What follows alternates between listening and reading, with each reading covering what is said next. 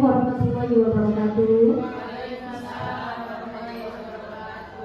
Selamat siang, saya ucapkan kepada ibu-ibu yang berbahagia hari ini. Alhamdulillahirobbilalamin, puji syukur kehadirat Allah Subhanahu wa Ta'ala, karena atas berkat rahmat dan karunia-Nya kita dapat berkumpul pada kegiatan yang kita laksanakan hari ini, yaitu kegiatan diseminasi budaya positif calon guru penggerak angkatan 10 Kota Surabaya. Sholawat serta salam kita panjatkan kepada junjungan kita Nabi besar Muhammad SAW yang telah membawa kita dari zaman jahiliyah menuju zaman yang terang benderang. Yang terhormat Kepala SMP Negeri 53 Surabaya, Ibu Sri Ratnawati MPD, yang saya hormati Dewan Staf dari SMP Negeri 53 Surabaya beserta Bapak Ibu guru sekalian. Bapak Ibu, adapun acara pada hari ini yaitu diawali dari sambutan oleh Ibu Ida Susilorini MSI selaku selaku waka kesiswaan dari SMP Negeri 53 Surabaya yang akan mewakili Ibu Kepala Sekolah kita. Kepada beliau saya persilahkan.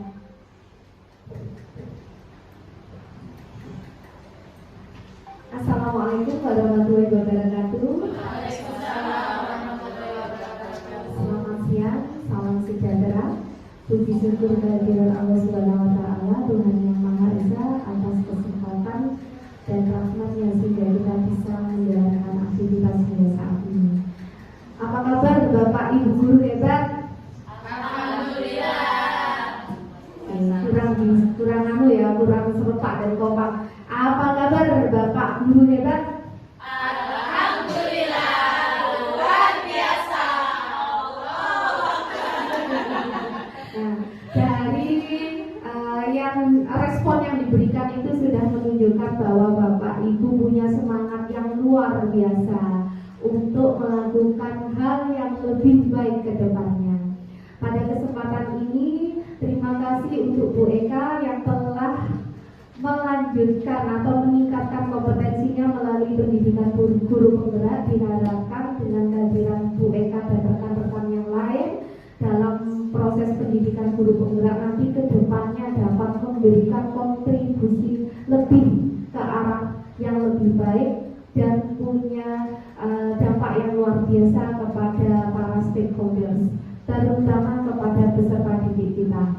Diseminasi budaya positif. Seiring perkembangan zaman, ada perubahan yang signifikan. Yang biasanya kita berorientasi pada tata tertib, ya, yang identik dengan reward and punishment, tapi dari program guru penggerak ini dari Bapak Ibu guru hebat ini akan mulai dilakukan perubahan yang kecil mungkin, tapi ketika dilakukan secara berkelanjutan insya Allah memberikan impact yang luar biasa, di mana budaya positif nanti diharapkan dapat mengubah karakter peserta didik kita menjadi individu-individu yang bahagia dan selamat, sehingga tujuan pendidikan yang sesuai dengan yang diputuskan oleh Bapak Pendidikan Indonesia Ki Hajar Dewantara bisa terwujudkan.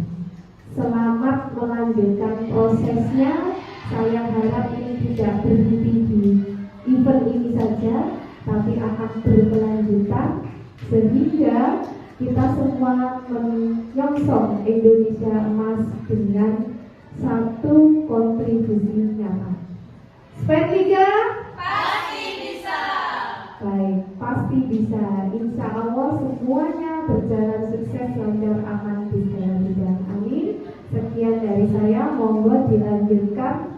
Kita menambah pengetahuan kita dari Bu Eka. Terima kasih. Ini saya ada momen dengan beliau ini punya semangat yang luar biasa. Semoga semuanya sesuai dengan target. Semangat ya. Monggo. Terima kasih saya ucapkan kepada Ibu Ida. Baik, ketahui bahwa destinasi kali ini yang akan membawakan adalah saya sendiri, yaitu Bu Eka bersama Bu Dita. Nah, untuk berikutnya supaya kita semua semakin semangat, akan dilanjutkan oleh Bu Dita dengan ice breaking yang sangat seru, sangat menyenangkan. Kemudian akan dilanjutkan langsung materi pula bersama Ibu Dita. Kepada Bu Dita saya persilakan.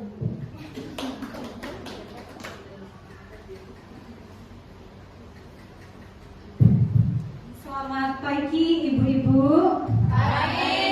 Masih semangat?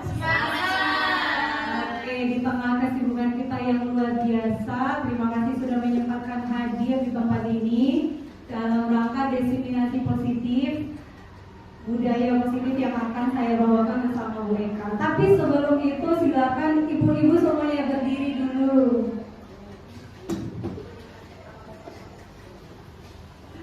Berdiri. Apa-apa ya bawa ibu-ibu ya, biar badannya bergerak, kolesterolnya hilang gitu ya. Oke.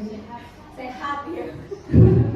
Oke, di sini kita akan menyanyi bersama-sama, judulnya adalah Aram Samsam beserta dengan gerakannya.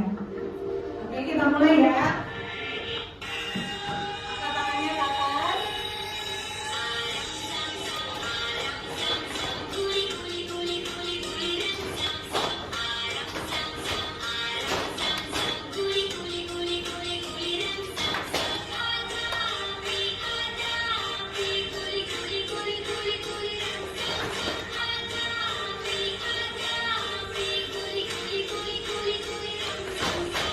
Sekali lagi ya, yang semangat, angkat tangannya.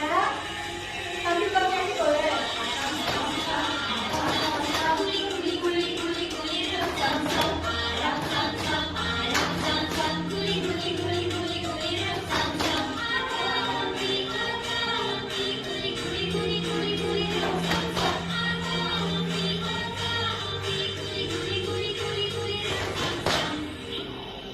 Sekali lagi, cepet ya.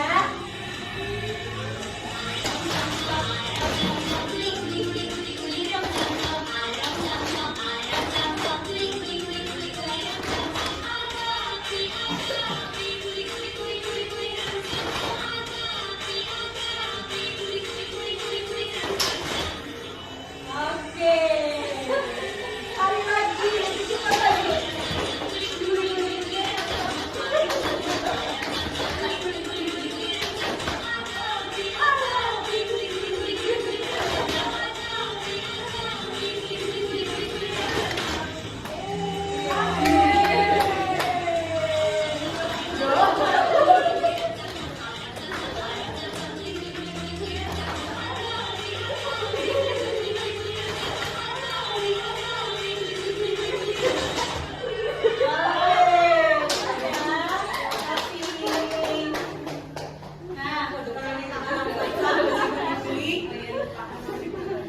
Setelah kita sudah Aram Samsam dan Guli, sekarang kita lanjut ke materi berikutnya ya Bapak Ibu.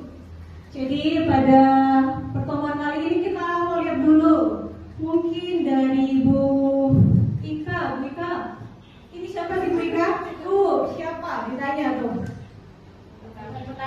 Petani. Bagi ngapain petaninya Bu? Panen kedelai. Ini bukan endorse ya, bukan endorse kecap ya. Merawat dari kedelai hitam, merawat seperti anak, ibaratnya itu ya biasanya mereka ya.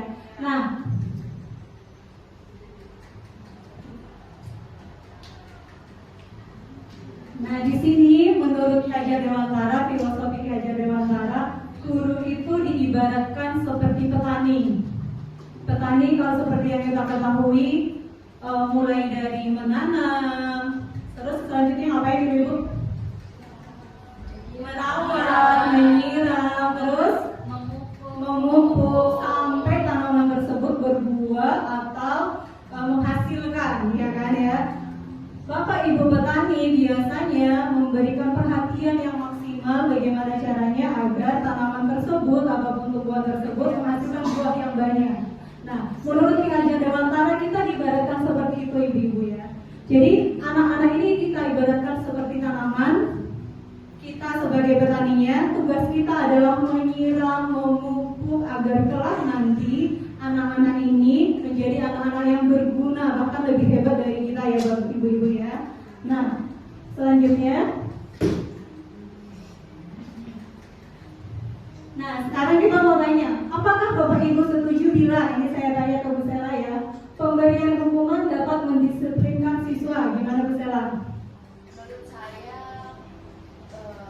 50-50. Kadang ada yang hukuman itu bisa mendisiplinkan, kadang ada hukuman itu yang malah membuat dia semakin melanggar.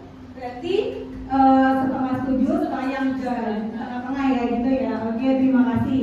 Nah, pertanyaan kedua buat Bu Livi. Bu Livi, menurut Bu Livi, setuju nggak bila pemberian hadiah itu meningkatkan prestasi siswa? Bisa 50% juga. Nggak biasa ya, semuanya 50% ya. Karena bisa menimbulkan output yang berbeda. Kan mungkin aja dia itu meningkatkan prestasi tapi dia dibantu dulu dari hadiah, jadi tidak dari dirinya sendiri. Ya, jadi motivasinya bukan dari dirinya sendiri, tapi motivasinya datangnya dari luar karena ada tadi pemberian hadiah, gitu ya. Lalu yang ketiga, Bu Sri. Bu Sri setuju nggak bila guru harus memberikan solusi untuk setiap siswa yang bermasalah? Sangat setuju karena itu sudah menjadi tugas kita, karena kita sebagai guru ada kata ada siswa yang bermasalah, kita bertugas untuk menyelesaikannya sampai selesai. Oke, terima kasih Bu Sri atas pendapatnya. Jadi Bu Sri beranggapan kalau ada masalah sama siswa, ya memang harus tugas guru untuk menyelesaikan dan memberikan solusi yang terbaik atas permasalahan anak tersebut. Oke, yang keempat kepada Bu Lulu. Bu Lulu, gimana Bu Lulu? Setuju nggak bila guru berperan sebagai teman bagi siswa? Setuju.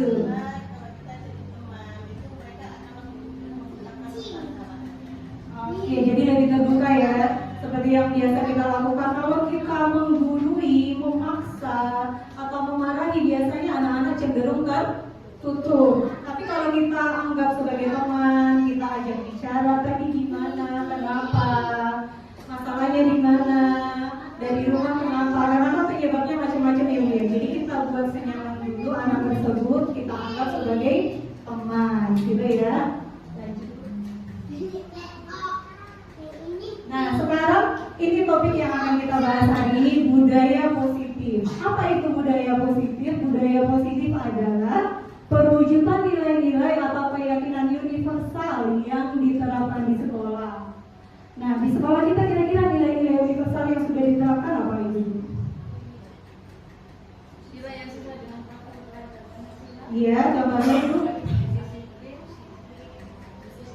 disiplin. Nah, itu bisa ini ya, yang kalau kita lakukan setiap hari ya, pembiasaan 5S.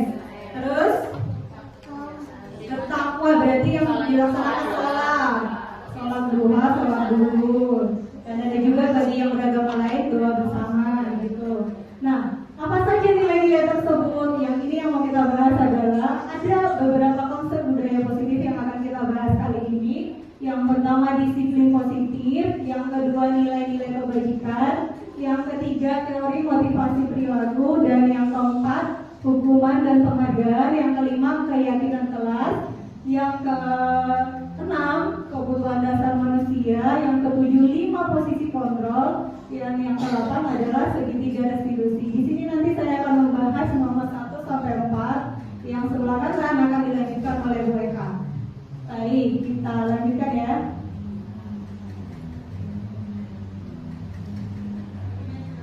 Nah, sekarang berpasang-pasangan ya, sama sebelahnya ya, cari pasangannya masing-masing. Coba ada satu orang yang bergerak mengambil barang yang berharga digenggam. Contoh ya, saya contohkan yang di sini Bu Sela dan Bu Tia. Silakan Bu Sela yang berperan memegang barang yang paling berharga dan menggenggam. Nah, tugasnya Bu Tia merayu Bu Sela sampai mau melepaskan barang berharganya tersebut. Dengan cara apa? Silakan. Silakan dirayu genggaman dari Bu Sela sampai dia benar-benar lepas barang berharga tersebut. Silakan. Boleh nggak pegang sampingnya? Pegang aja. Pinjam. Pas pinjam. Iya, boleh nggak? Secara cantik Aduh, 5 menit dong. Kalau Bu Sela kan cantik. 2 menit.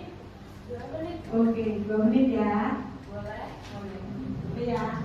10 sudah 2 menit. Oh. Ini boleh dibuka enggak? Nggak boleh. Kan perjanjian awalnya pinjam aja. Pinjam untuk menghitung apa? Oh iya. Apa saja, Bu? Oh iya. Oke, terima kasih. Di sini ternyata Bu Sela mau ya melepaskan genggamannya. Nah, coba selanjutnya.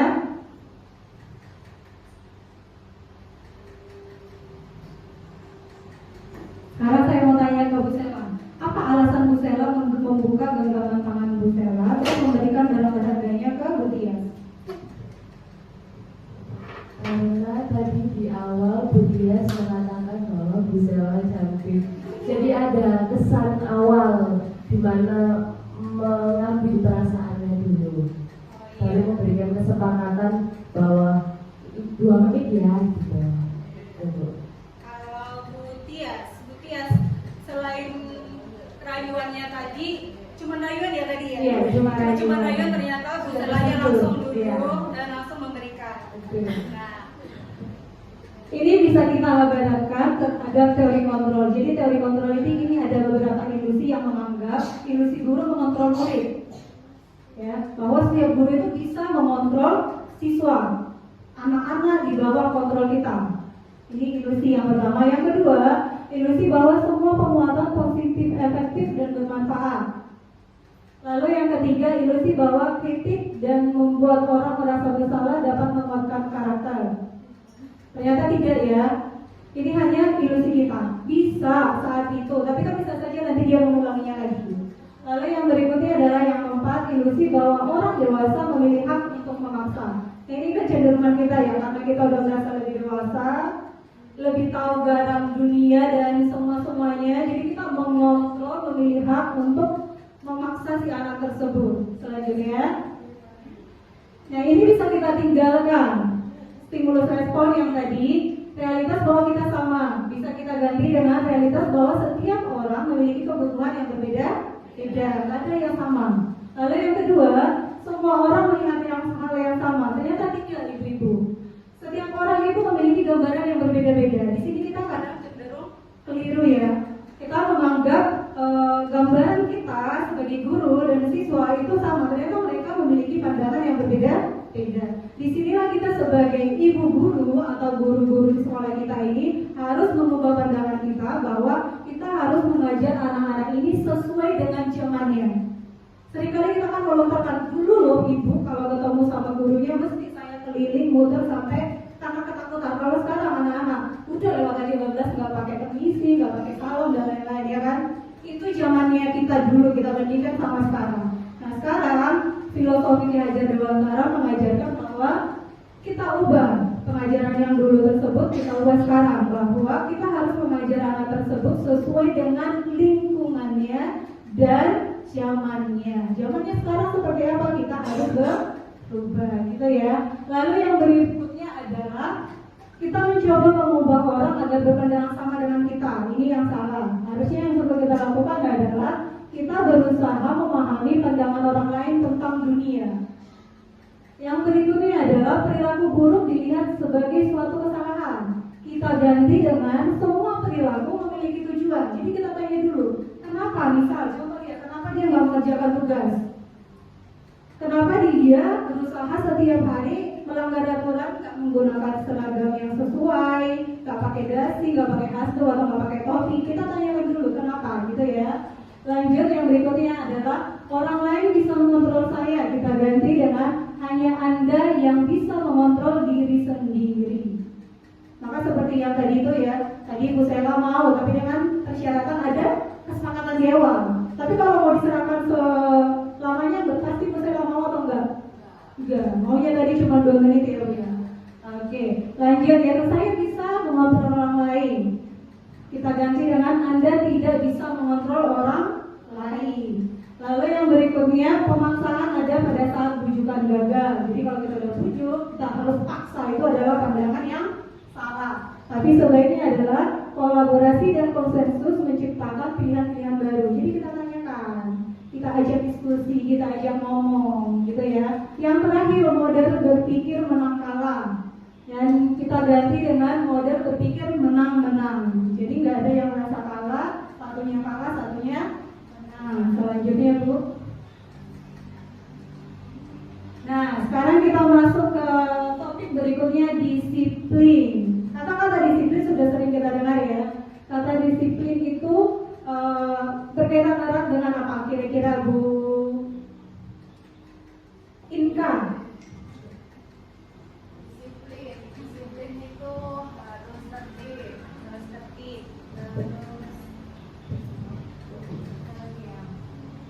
Harus tertib, harus mentaati, mematuhi aturan yang ada, yaitu tertib lah. Tertib ya. Tertib. Nah, selanjutnya Bu. Nah, ternyata disiplin positif itu merupakan salah satu cara penerapan disiplin yang bertujuan untuk menumbuhkan kesadaran serta memberdayakan anak untuk melakukan sesuatu tanpa sogokan. Contoh, pagi-pagi anak-anak datang sekolah jam 7. Itu karena apa? Biasanya karena kalau datang guru BK ada di sini ya Bu Stella ya. Biasanya kalau anak-anak terlambat dia main di sekolah. Biasanya kalau terlambat itu di depan resepsionis dulu sampai menunggu pembiasaan doa Indonesia Raya dan Pancasila selesai baru masuk. Tapi nanti kalau udah 3 kali telat nanti dipanggil orang tuanya. Nah, di sini yang mau kita pelajari adalah kita mengajarkan siswa, mendisiplinkan siswa itu bukan karena ada hukuman yang tadi, tetapi kita membiasakan siswa untuk disiplin itu karena motivasi internal yang ada dalam dirinya sendiri, karena kesadaran diri sendiri untuk mau berangkat tepat waktu, tertib menggunakan seragam dan lain-lain. Kemarin Bu Ayu pernah cerita di meja saya ya Bu, ini loh ada orang terkaya dunia, disiplinnya gimana Bu? Coba sharing Bu Ayu. Jadi prinsip hidupnya itu nggak hanya disiplin, tapi super disiplin. Ya, itu salah satu kekuatan di Indonesia. Salah satunya dia mulai dari bangunnya itu sudah selalu pagi jam 5 non-muslim ya, jadi nggak perlu sholat subuh jam 5 atau setengah 6 bangun.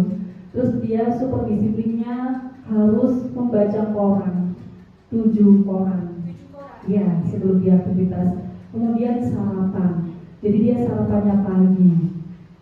Kemudian dalam satu hari itu dia sudah tahu dia akan ketemu siapa dan dia targetnya sehari ketemu 6 orang saja. Dan dia sudah tahu ketika ketemu si A, si B, dia nanti akan ngomong apa, bahas apa, dia sudah menguasai. Jadi kemudian ketika malam dia nggak hang out, jadi lebih ke istirahat. Dia lebih istirahat lebih pagi, lebih awal, bangunnya juga lebih pagi. Selalu seperti itu. Jadi prinsipnya super disiplin, nggak hanya disiplin, super disiplin. Ya, jadi sudah tertata, nggak pernah skip atau tertunda gitu ya. Seperti itu. Terima kasih Bu Ayu. Nah, ini kan kita dapat pandangan baru ya. Ternyata orang-orang yang berhasil itu mereka menerapkan super disiplin. Nah, gimana caranya kita sebagai guru menanamkan disiplin positif ini ke anak-anak kita ya? Kan kita harapannya anak-anak ini menjadi anak-anak yang lebih hebat dari kita ya kan Ibu ya. Jadi keluar atau mereka selesai dari sekolah ini, mereka bisa tetap bangun pagi.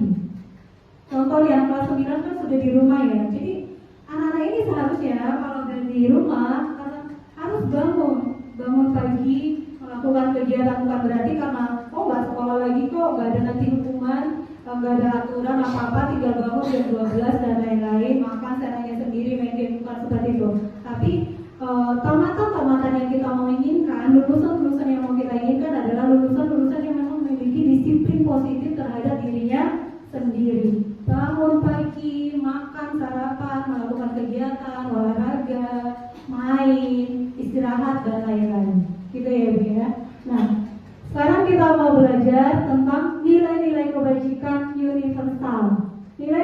kewajiban universal di sekolah yang mau kita terima atau yang mau kita ajarkan, yang mau kita gunakan, yang mau kita terapkan adalah ada 6 sesuai dengan profil pelajar Pancasila.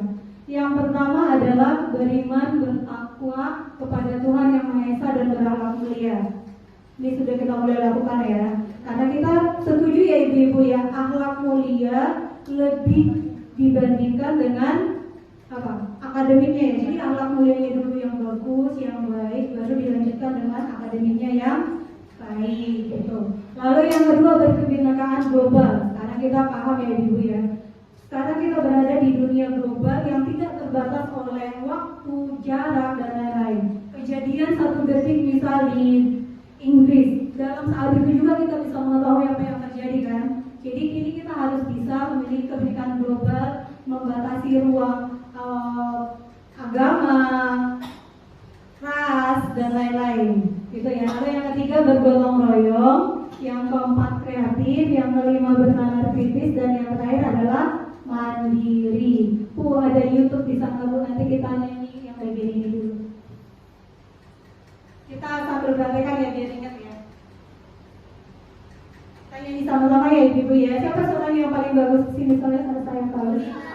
Bu Lina. Oke, sambil gerak ya, nggak usah berdiri gitu aja.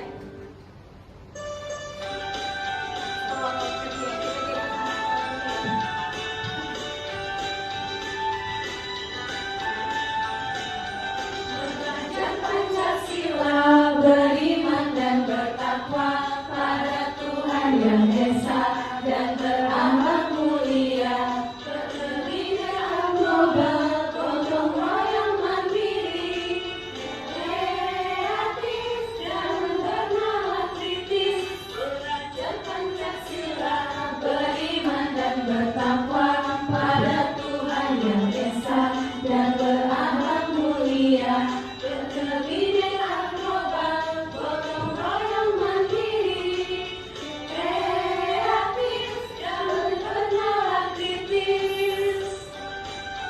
Oke, terima kasih.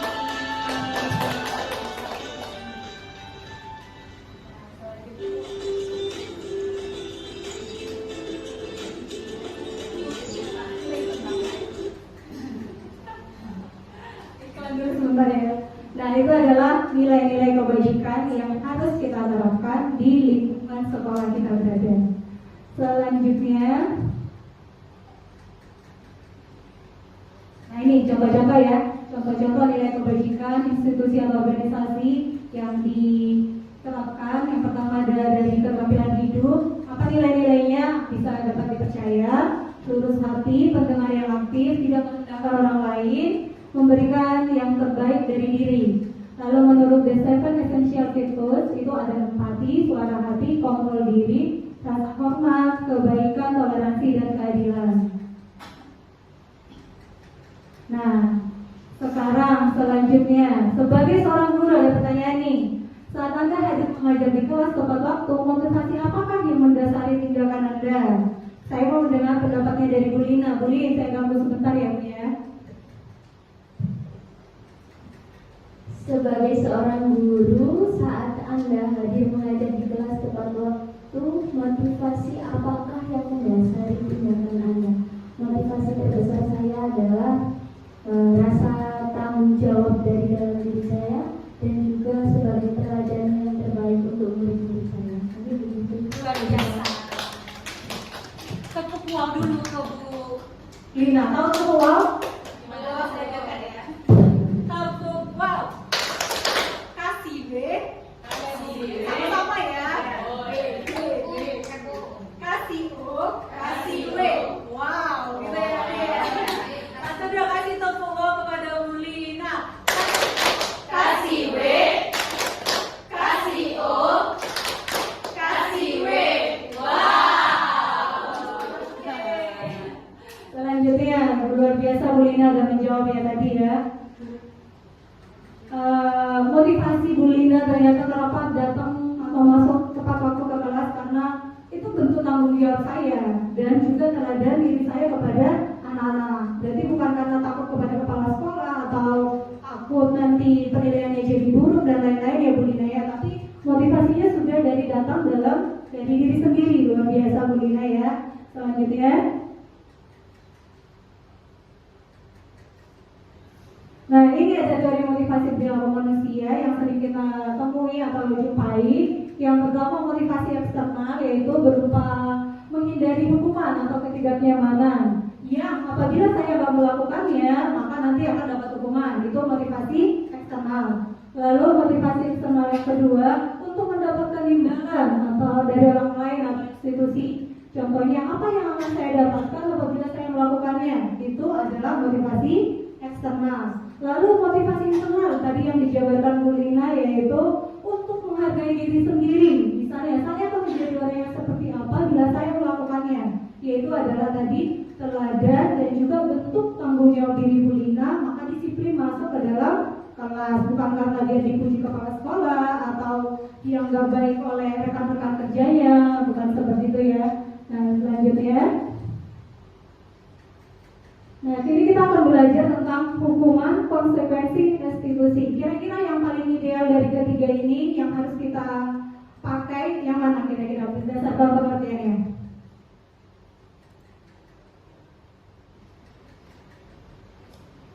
Restitusi dan konsekuensi ya.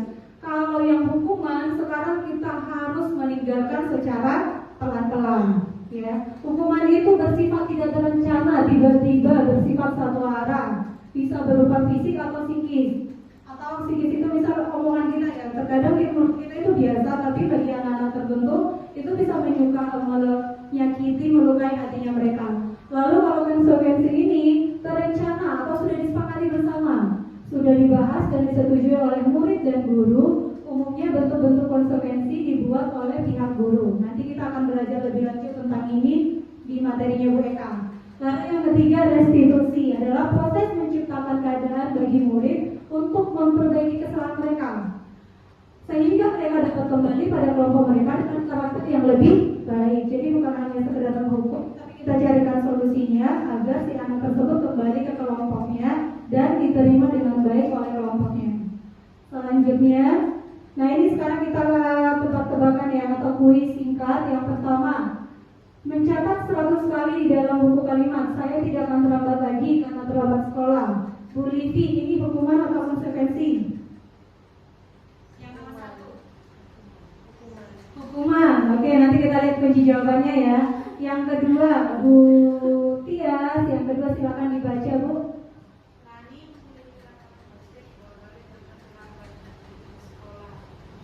Hukuman, 1, 2 hukuman, ingat-ingat ya. Lalu yang ketiga Bu Ais. Murid diminta untuk push up 15 kali karena tidak menggunakan masker sekolah. Hukuman. Oke, 1 sampai 3 hukuman. Yang keempat Bu Ika. Menggantikan kertas tugas teman yang telah dicoret-coret dan termasuk Konsekuensi.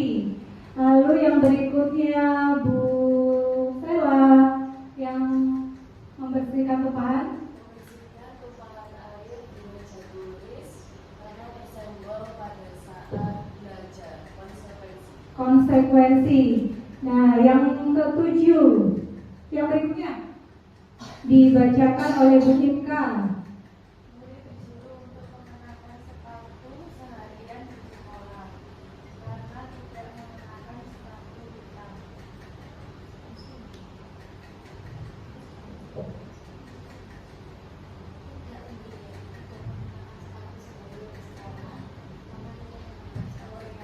Ya, nanti skip. Lanjut yang berikutnya aja Bu Inka.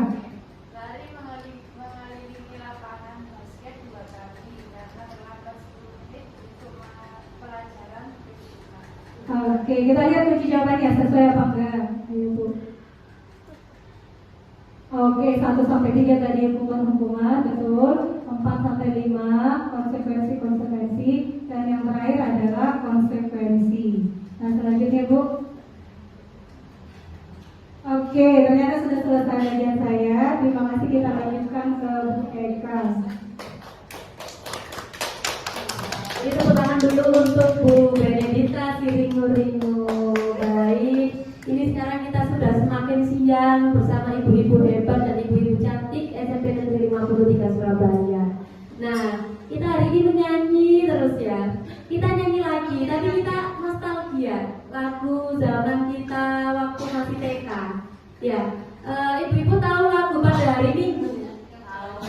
pada hari Minggu kutur. Nah, tapi ada gerakan supaya capek deh duduk terus kan. Tadi juga banyak yang berkegiatan, kelas meeting kesana kemari. Nah, kita peregangan sambil ada gerakannya, tapi sambil nyanyi sama-sama ya. Gerakannya nanti berpola nih, ibu-ibu. Jadi begini. Pada hari Minggu ku turut ayah ke kota, naik delman istimewa, ku duduk di muka, ku duduk samping Pak Kusim yang suaranya mati mengendarai kuda supaya baik jalannya. Hei, tuk tik tak tik tuk tik tak tik tuk tik tak tik tuk tik tak suara satu kuda. Oke, cukup. Terima kasih.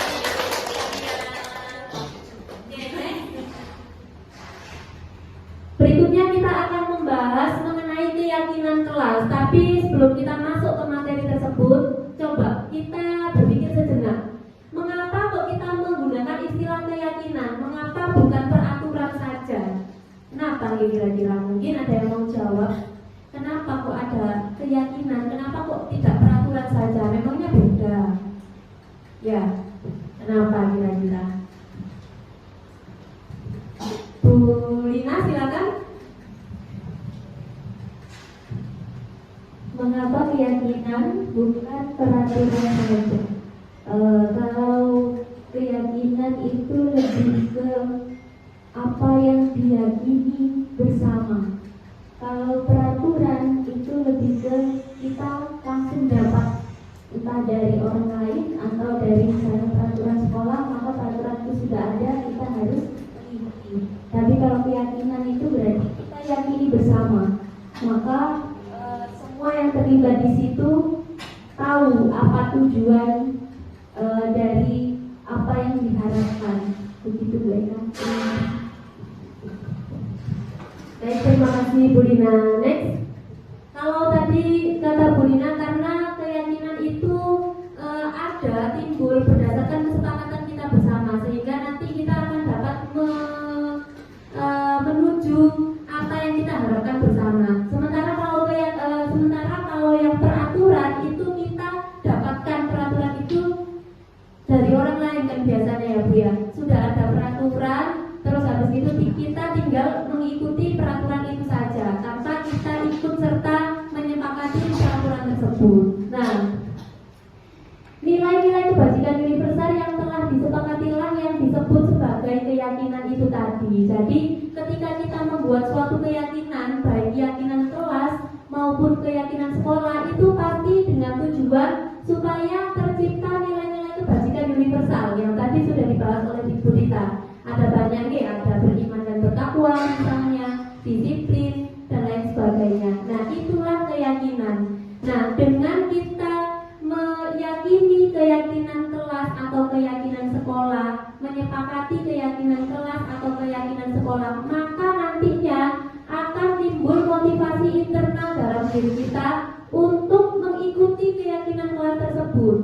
Nah, sehingga nantinya goalnya itu kita dapat disiplin pada diri kita sendiri sesuai dengan keyakinan kelas yang sudah kita sepakati. Begitu, G. Lanjut. Nah, ibu-ibu biasanya kita, terutama yang wali kelas, itu kan sering membuat peraturan kelas ya selama ini. Mungkin ada beberapa yang membuat peraturan kelas, tapi ada beberapa juga yang membuat keyakinan kelas. Nah, untuk membuat keyakinan kelas itu ada tahap-tahapnya atau ada hal-hal yang harus diperhatikan. Yang pertama yaitu pernyataannya itu berupa pernyataan universal atau yang umum begitu, lebih umum. Kemudian yang kedua, dibuat dalam bentuk kalimat yang positif. Misalnya nih, kalau peraturan itu kan terkadang begini bunyinya, dilarang membuang sampah sembarangan. Nah, itu peraturan. Tapi kalau keyakinan kelas itu kita ubah menjadi bentuk yang lebih positif. Misalnya gimana kira-kira? Bu Ika sih maksudnya. disesuaikan, buanglah sampah pada tempatnya. Iya, betul. Jadi Bisa langsung saja, buanglah sampah pada tempatnya, boleh. Nggih. Atau jagalah lingkungan kebersihan sekolah. Jadi kalimatnya lebih positif, lebih universal. Nggih. Lalu yang ketiga, dapat diterapkan di lingkungan. Tentunya karena ini tadi kan keyakinan kelas atau keyakinan sekolah itu harus dengan kesepakatan bersama, maka disesuaikan juga dengan lingkungan yang ada di sekolah kita. Kemudian yang keempat, meninjau kembali keyakinan kelas dari waktu ke waktu. Jadi ibu-ibu, keyakinan kelas yang sudah kita tentukan misalnya saat ini di kelas 7B, bisa juga kita meninjau kembali ketika nanti barangkali ada beberapa hal ternyata yang perlu kita sepakati lagi untuk diyakini. Begitu ya. Lanjut. Nah, ini ada beberapa pernyataan. Yang pertama, dilarang mencoret bangku dan kursi. Yang kedua, tidak boleh berkata kasar kepada guru dan teman. Yang ketiga, dilarang berkelahi antar teman. Sepertinya ini sangat mudah nih soalnya ya. Coba kita yang pertama. Dilarang mencoret bangku dan kursi, peraturan atau keyakinan? Betul, peraturan. Lalu yang kedua, tidak boleh berkata kasar kepada guru dan teman. Peraturan atau keyakinan? Peraturan. Lalu yang ketiga, dilarang berkelahi antar teman. Nah, ibu-ibu kenapa kok peraturan coba? Ya, karena ada kata dilarang, tidak boleh, dilarang. Itu kan kalimat-kalimat yang negatif, ya. Tepuk tangan buat kita semua. Lanjut, Bu Dita.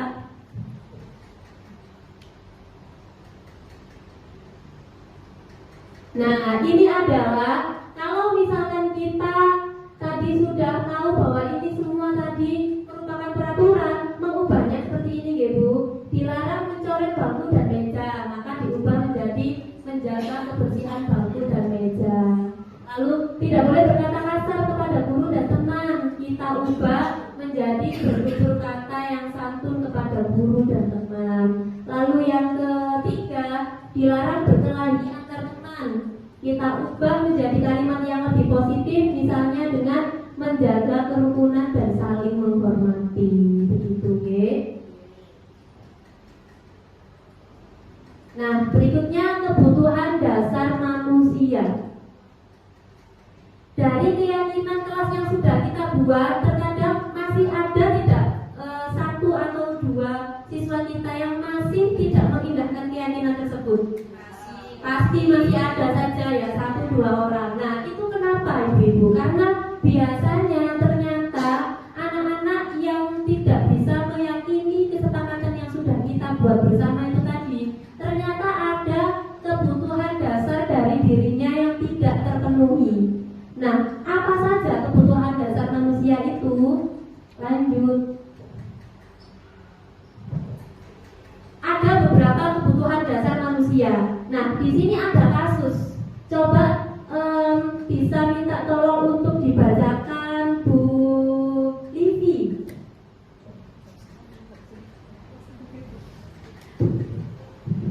Baik, saya bacakan. Jadi ini Ibu Ambar sebagai guru wali kelas 8A di SMP Pelita Hati sedang bingung menghadapi ulas salah satu murid di kelasnya, yaitu Doni. Beberapa anak di kelas 8A telah datang padanya dan mengeluhkan Doni yang seringkali meminta bekal makan siang mereka dengan paksa.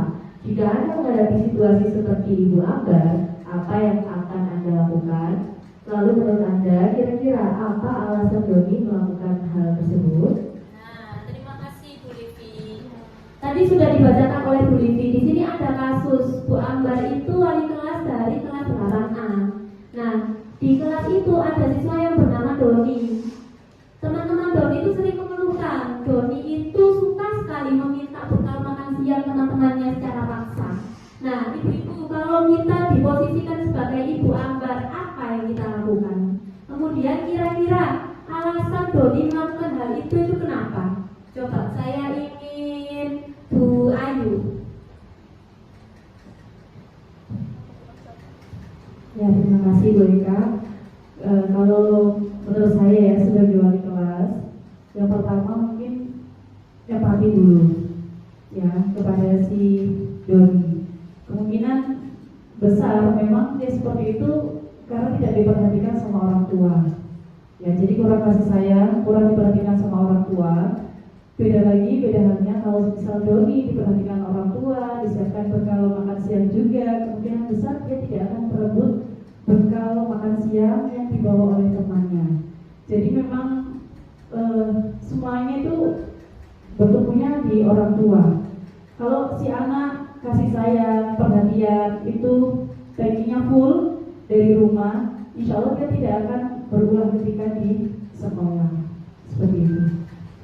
Baik, terima kasih Bu Ayu. Jadi kalau menurut Bu Ayu bisa jadi alasan Doni melakukan hal itu karena dia juga tidak diberi bekal sama orang tuanya kan. Dia mungkin kurang kasih sayang dari orang tuanya tidak memperhatikan dia.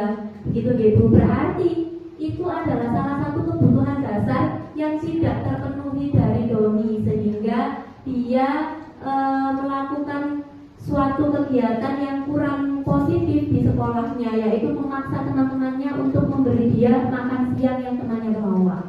Lanjut Bu. Nah, kebutuhan dasar manusia ini ada 5. Yang pertama yaitu fun atau kesenangan, yang kedua penguasaan, yang ketiga yaitu bertahan hidup, dan yang keempat adalah kebebasan, lalu yang kelima adalah kasih sayang. Menurut pendapatnya Bu Ayu tadi bisa jadi kebutuhan dasar yang tidak didapatkan oleh Doni itu karena kebutuhan dasar kasih sayangnya yang belum terpenuhi, gitu ya. Di rumah dia mungkin merasa tidak diperhatikan oleh orang tuanya, mungkin gitu ya Bu. Akhirnya dia di sekolah itu cari perhatian dengan minta-minta makan ke temannya itu tadi. Nah, kemudian lanjut aja Bu.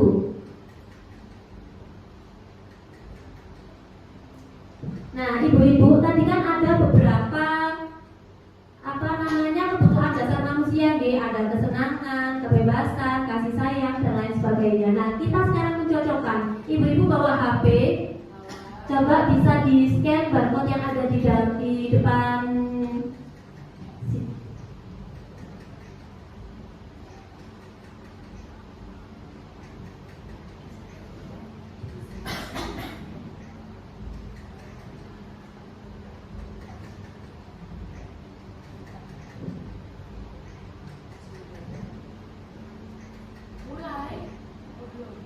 Belum, jangan dimulai dulu ya. Nah, jadi ini berhubungan dengan cerita yang pertama tadi. Ibu-ibu sudah tahu kan kasusnya Doni tadi ya. Doni itu meminta makanan temannya secara paksa. Nah, di kuis kali ini itu nanti ada beberapa opsi jawaban dari Doni. Nah, kira-kira dari jawaban Doni tersebut, kebutuhan dasar apa sih yang tidak terpenuhi dari Doni? Jadi kebutuhan dasar yang tidak terpenuhi dari Doni itu belum tentu dari kasih sayang saja. Nah, nanti ibu-ibu mencocokkan. Kalau jawabannya Doni seperti ini, itu berarti kebutuhan dasar apa yang tidak terpenuhi, gitu nggih? Oke, coba silakan mulai menuliskan namanya, kemudian diklik. Ini nanti tidak ada waktunya, tetapi siapa yang menjawab lebih cepat, maka nanti dia akan yang mendapatkan poin paling tinggi. Silakan dicoba ibu-ibu.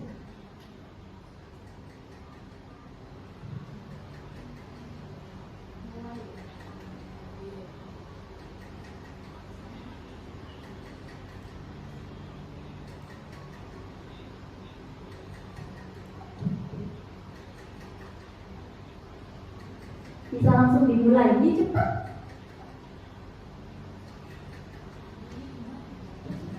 Caranya nanti digeser. Nah, bisa?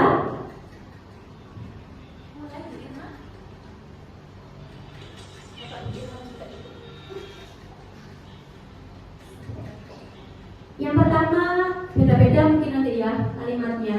Kalau di Bu Irma yang pertama iseng saja, menikmati ekspresi wajah teman-teman. Kebutuhan dasar apa yang tidak terpenuhi?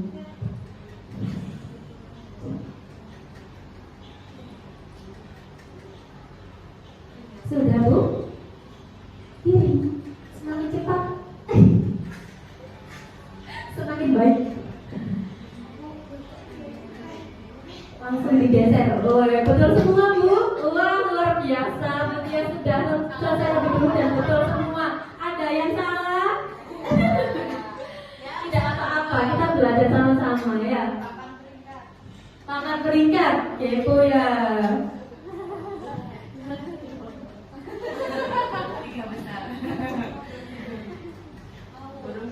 Belum semua ya. Bu Irma mulai berpikir.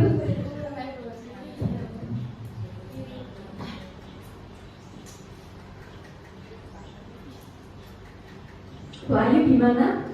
3 betulnya. Betul 3 dari 5.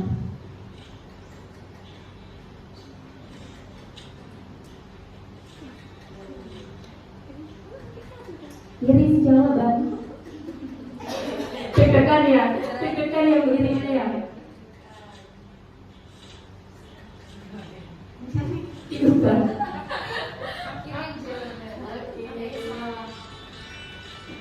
Wah, keren, beri tepuk tangan buat Bu Irma. Bu Irma ternyata juga betul semua, nggih. Coba Bu ditampilkan jawaban. Nggih. Nah, kita telah bersama-sama ya. Kalau Bu Tias tadi betul semua, nggih. Nggih. Ada yang tadi salah? Bu Ais tadi yang keliru yang mana Bu? Kebebasan sama kasih sayang. Kebebasan itu Bu Ais jawabnya di kasih sayang. Kemudian yang kasih sayang jawabnya di kebebasan gitu ya. Nah, kalimat yang di bosan dengan makanan yang dibawakan. Kata kuncinya kan ada di kata bosan. Berarti ada kebutuhan kebebasan yang ingin dia miliki, ingin dia penuhi. Lalu supaya Doni dipanggil guru dan ditelepon orang tua, ini tadi hampir mirip dengan jawaban Bu Ayu. Karena dia ingin mencari perhatian, maka kebutuhan dasar kasih sayang yang tidak terpenuhi. Oke, Bu Ibu, semoga kita bisa memahami kebutuhan dasar murid sehingga pembelajaran yang kita lakukan bisa berjalan dengan lancar, ilmu yang kita berikan bisa terserap dengan baik oleh murid-murid kita. Lanjut Bu Irma.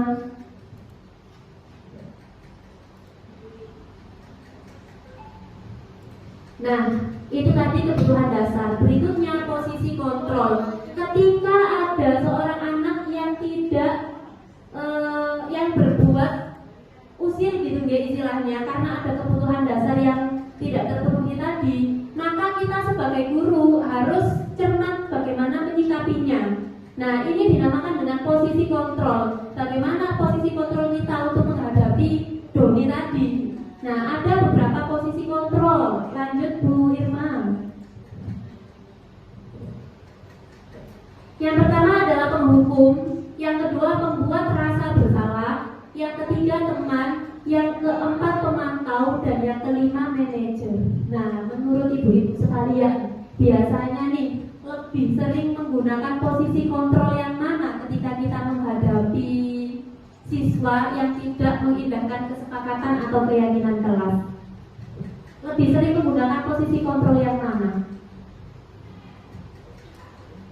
Satu, siapa tadi yang jawab satu? Kemudian jawab satu, penghukum. Biasanya kalau ada anak yang langsung ingin menghukum gitu ya Bu. Kalau Bu Sela mungkin. Kalau menurut Bu Sela, kita sebagai guru itu biasanya lebih sering menggunakan posisi kontrol yang mana? Teman. Memposisikan sebagai teman. Iya. Kenapa tidak memindahkan keyakinan dan sebagainya? Oke, Bu Sela teman ya. Nah, next Bu Irma, coba kita pahami bersama-sama kelima posisi kontrol tadi. Mulai dari yang tampil sebelah sini, ini penghukum, pembuat orang merasa bersalah, teman, pemantau, dan manajer. Nah, kalau penghukum itu biasanya guru itu langsung menghardik atau menunjuk sehingga menyakiti murid kita. Ini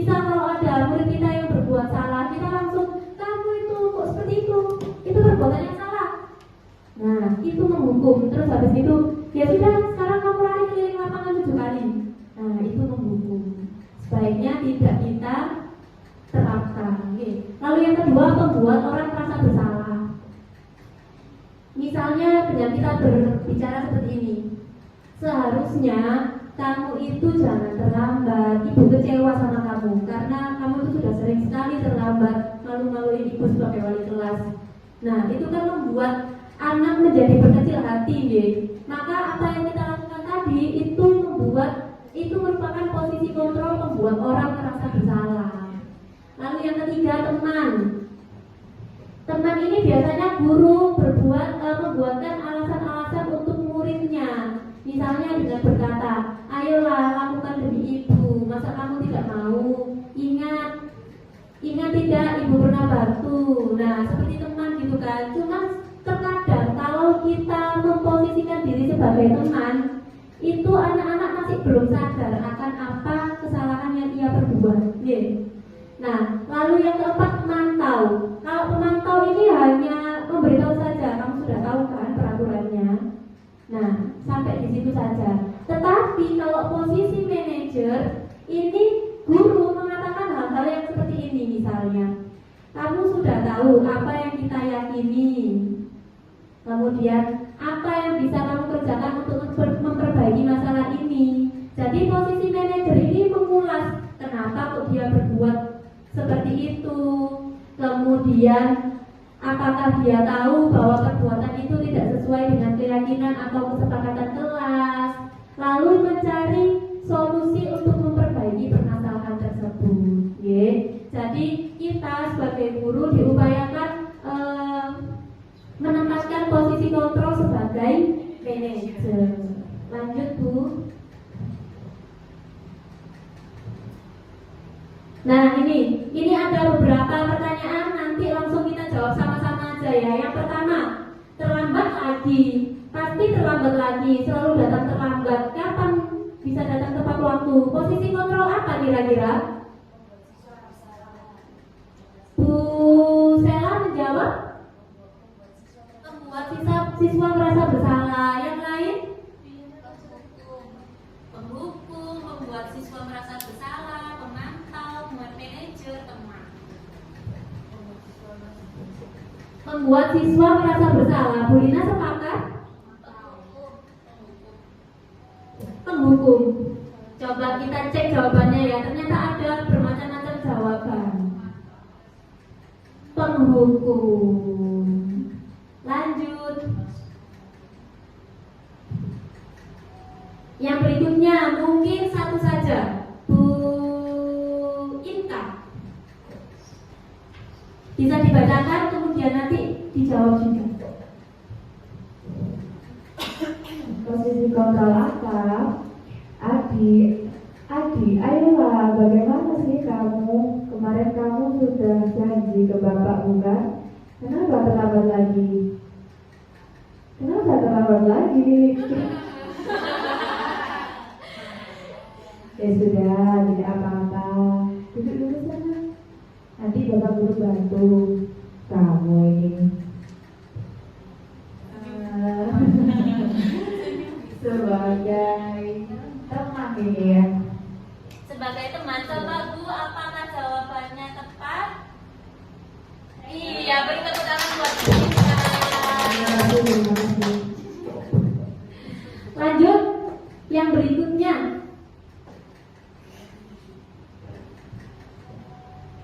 Coba Bu, siapa ya yang belum?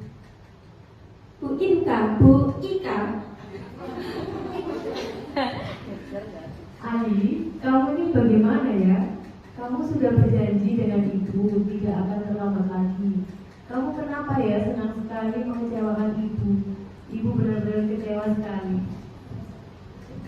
Membuat siswa merasa bersalah. Iya, coba kita cek apakah Jawaban dari Bu Ika sudah tepat sekali. Beri tepuk tangan buat Ika. Nah, lanjut Bu. Nah, ini ada percakapan. Mungkin Bu Sela dan Bu Tias. Bu Sela sebagai gurunya, Bu Tias sebagai muridnya, Abi.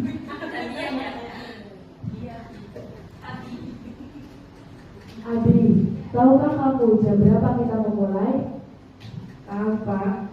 Kamu terlambat 15 menit. Apakah kamu sudah mengerti konsekuensi yang harus dilakukan bila terlambat?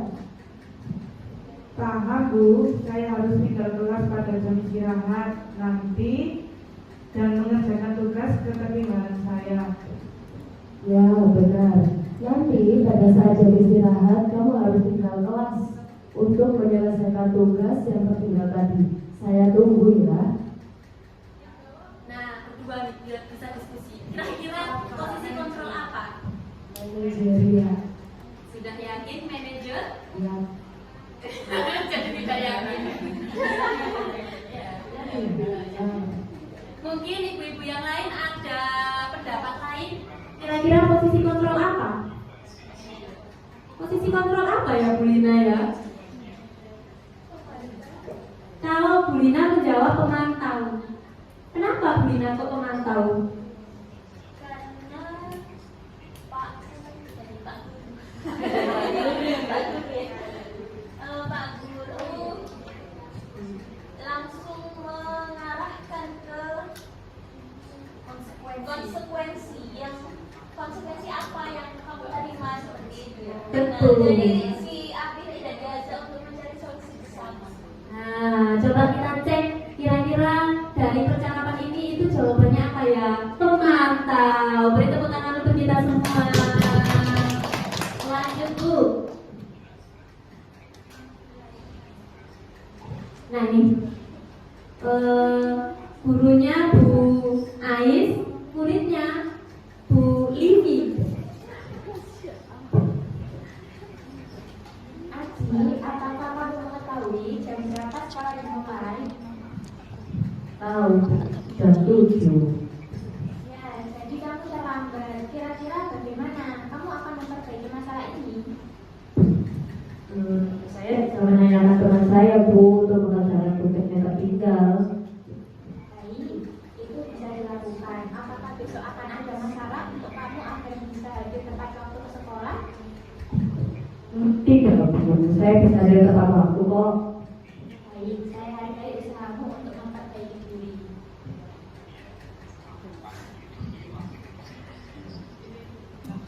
Baik, terima kasih Bu. Kira-kira menurut Bu Livi dan Bu Ais, posisi kontrol apa?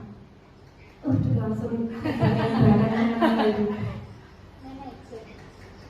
Manajer. Kenapa Bu Livi? Kok Bu Livi, Bu Ais? Kenapa kok manajer? Kuncinya di mana? Gurunya menanyakan misalnya apakah besok akan ada masalah agar bisa hadir tepat waktu. Kemudian Adinya bisa menjawab. Kemudian Adi bisa menjawab pertanyaan dari guru tersebut. Oke, baik, terima kasih Bu Ais. Jadi kalau kita belum tahu ya jawabannya betul apa salah. Coba cek dulu. Nah, terima kasih. Betul karena Bu Ais bersama Bu Livi. Posisi manajer karena di dalam percakapan tadi itu kan ada pertanyaan-pertanyaan pemantik dari Pak Guru sehingga memunculkan solusi dari dalam diri siswa bagaimana menyikapi hal yang terjadi. Lanjut Bu. Nah ini berada di posisi kontrol manakah kita sekarang? Ini yang perlu kita apa Bu? Introspeksi diri ya. Apakah selama ini kita lebih sering menggunakan posisi kontrol penghukum? Apakah kita selama ini lebih sering menggunakan posisi kontrol pemantau saja? Ataukah sudah manajer? Semoga kita semua nanti bisa memposisikan diri sebagai manajer, ya? Amin. Lanjut Bu. Ini yang terakhir ibu-ibu, segitiga restitusi. Kalau segitiga sudah tahu semua, ya? Apa segitiga itu? Nah, memiliki tiga sisi. Bangun apa? Bangun datar ya Pak Dina. Bangun datar yang memiliki tiga sisi. Tapi mungkin sebagian dari kita masih tidak sering mendengar kata restitusi. Apa restitusi itu ya? Nah, next Bu. Restitusi. Restitusi itu adalah proses menciptakan kondisi bagi murid untuk memperbaiki memperbaiki kesalahan mereka sehingga bisa kembali pada kelompok mereka dengan karakter yang lebih kuat. Nah, jadi kalau tadi kita memposisikan diri sebagai posisi control manager, maka ketika menangani sebuah kasus itu kita secara tidak langsung juga menerapkan segitiga restitusi ini. Karena segitiga restitusi ini ada tahapan-tahapan yang dimana di dalamnya itu sama, hampir-hampir sama seperti saat kita menerapkan posisi control manager. Lanjut Bu, apa saja tahapannya?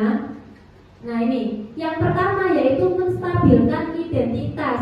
Jadi ketika kita menangani sebuah siswa, kita bisa mengatakan hal berikut kepada siswa kita. Misal, Bapak Ibu tidak mencari siapa yang salah, tetapi ingin mencari solusi atas permasalahan ini. Kemudian mengatakan setiap orang pasti pernah melakukan kesalahan. Jadi kita stabilkan identitas siswa ini. Lalu yang kedua yaitu validasi tindakan yang salah, memvalidasi tindakan siswa kita tadi dengan cara kamu tentunya punya alasan mengapa melakukan itu, atau adakah cara yang lebih efektif untuk mendapatkan apa yang kamu butuhkan. Jadi supaya anak ini tahu bahwa tindakannya itu ternyata masih kurang sesuai dengan kesepakatan atau keyakinan. Lalu yang ketiga yaitu menanyakan keyakinan. Setelah anak sudah paham di mana posisinya, maka dia harus tahu keyakinan kelas apa yang sudah disepakati tapi tidak diindahkan olehnya. Gitu, Nah, ini yang dinamakan sebagai segitiga restitusi. Lanjut. Nah, ibu-ibu coba perhatikan, ini adalah salah satu contoh penerapan segitiga restitusi yang di dalamnya sudah ada 3 tadi ada menstabilkan identitas, kemudian ada juga menanyakan keyakinan, dan yang satunya lagi coba kita amati apakah kalimat-kalimat mana yang digunakan.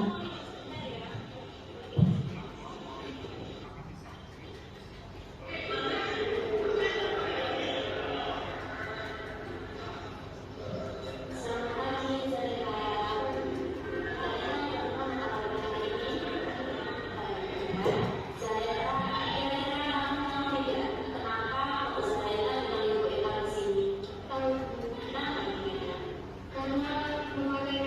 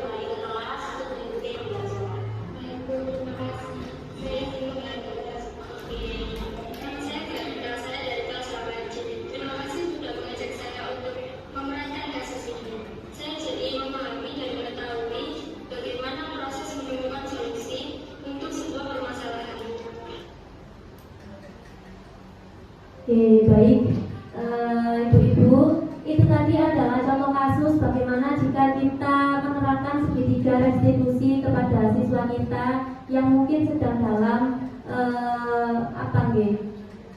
tidak bisa mengindahkan kesepakatan sekolah atau keyakinan sekolah yang sudah kita buat bersama. Nah, ibu-ibu, next bu. Ya, itu tadi adalah materi terakhir kita hari ini. Tapi sebelum saya akhiri, mungkin ada pertanyaan dari ibu-ibu sekalian. Sudah cukup? Oke, baik, kalau sudah cukup mungkin saya meminta refleksi saja dari ibu-ibu sekalian bagaimana terkait diseminasi kita hari ini. Silakan Bu Lina.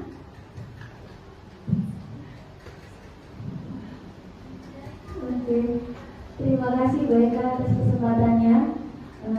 Refleksi singkat dari saya. Yang pertama, saya ucapkan terima kasih atas ilmunya yang sangat bermanfaat kepada kami semua yang ada di sini, bahwa untuk memunculkan budaya positif di sekolah itu sangatlah penting, dan bagaimana cara menerapkannya kita harus bisa menjadi tauladan bagi murid kita. Kemudian bagaimana cara kita bersama murid bersama membuat keyakinan tentang nilai-nilai kebajikan yang kita yakini bersama, sehingga murid-murid kita bisa lebih baik. Kemudian yang kedua tentang posisi kontrol. Nah, ini yang menarik. Jadi kita semakin terbuka wawasannya bagaimana kita harus menempatkan diri kita sebagai posisi kontrol manager, sehingga bisa mengatasi masalah siswa yang ada di sekolah ini dengan tepat, dengan penanganan yang tepat, sehingga murid-murid kita yang melakukan kesalahan itu sebenarnya bukan tanpa alasan, tapi ingin memenuhi kebutuhan dasar mereka, dan kita seharusnya sebagai guru bisa memberikan solusi sehingga kebutuhan mereka itu bisa terpenuhi. Mungkin itu saja dari saya. Terima kasih. Baik, terima kasih. Beri tepuk tangan dulu untuk Bu Lina, luar biasa. Kami juga mengucapkan terima kasih atas refleksi yang sudah diberikan oleh Bu Lina. Baik, ibu-ibu, alhamdulillah kegiatan diseminasi kali ini sudah berjalan dengan baik. Semoga dengan kita belajar bersama, kita dapat menumbuhkan budaya positif di sekolah kita ini. Sebelum saya tutup, kami Bu Eka dan Bu Dita mohon maaf apabila terdapat tutur kata yang kurang berkenan. Saya akhiri. Wassalamualaikum warahmatullahi wabarakatuh.